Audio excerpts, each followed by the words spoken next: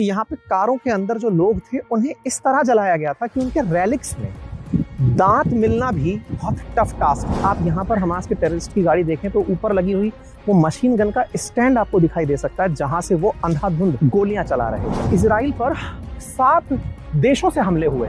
Gaza पट्टी में कम से कम 30 जगह ऐसी थी जहां से हमास के लगभग 3000 आतंकियों ने और 2000 के लगभग सिविलियंस ने बॉर्डर इन्फिल्ट्रेट किया। इस गाड़ी को रख करके उस सिलेंडर से ही उड़ा दिया गया। मैं जब यहाँ के ऑफिशियल से बात कर रहा हूँ तो वो कहते हैं कि हमारे डिफेंस के बड़े फेलियर्स में से एक है। इतना ज्यादा कोई हमास या कोई भी समूह जो है वो यहूदियों से नफरत क्यों कर सकता है। साथियों, जहाँ मैं खड़ा हूँ ना, ये देखने में एक बार के लिए कारों का ढेर लग रहा है।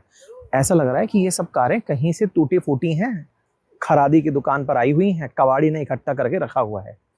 जिस तरह के हालात देख रहे हैं, अब उसके पीछे की कहानी सुनिए। ये जितनी भी गाड़ियां आप पीछे लगी हुई देख रहे हैं, असल मायने में ये सारी वो गाड़ियां हैं जिन्हें 7 अक्टूबर के दिन 2023 में हुए हमले में हमास के आतंकियों ने रास्ते में रोक कर या तो जला दिया था या फिर इन्हें किसी तरह से एमुनेशन के साथ ब्लास्ट कर दिया था। मैं आपको एक तस्वीर यहाँ पे दिखाना चाह रहा हूँ। ये एक एम्बुलेंस है। इस एम्बुलेंस के अंदर ऑक्सीजन का सिलेंडर लगा था और आपको पता होना चाहिए, मतलब थोड़ा सा अगर मैं साइंस बताऊं तो जो ऑक्सीजन सिलेंडर्स होते हैं ये बहुत ज़्यादा एक्सप्लोजिव की तरह काम करते हैं। और एक्सप्लोजिव इसलिए क्योंकि आग को ये बहुत ज़्यादा बढ़ा देते हैं। इस गाड़ी को रख करके उस सिलेंडर से ही उड़ा दिया गया।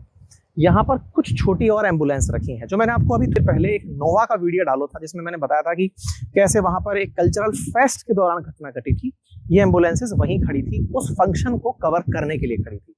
आइए मैं आपको यहाँ दिखाता हूँ। कुछ ऐसी कहानियां हैं इनमें जिन कहानियों ने हमें झकझोर दिया। कहानियां कुछ इस तरह की कि ये कार जिन्हें आप छतों से कटी हुई देख रहे हैं, ये वो कार हैं जिसमें मरे हुए लोगों को निकालने के लिए छतें काटी गई थी।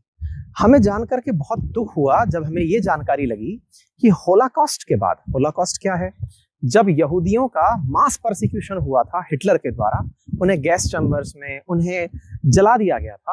होलोकॉस्ट के बाद यहूदियों का, इजराइलियों का ये मानना है कि उनका उस समय के बाद में, यानी कि फर्स्ट और सेकंड वर्ल्ड वॉर के टाइम के दौरान हुए मास परसिक्यूशन के बाद ये सबसे बड़ा उनके साथ हुई जाती थी। यानी कि उन्हें वो घटना इस घटना से याद आती है। आप इसे जिस तरह से रिलेट कर पाते हैं। अच्छा, ऐसा क्यों रिलेट करते हैं ये लोग, अब मैं आपको उसके पीछे की कहानी बताता हूँ। जब हम होलोकॉस्ट की जिक्र करते हैं तो पता चलता है कि उसमें बहुत सारे यहूदियों को गैस चैम्बर में रख करके मार दिया गया था, आग में जला दिया गया था।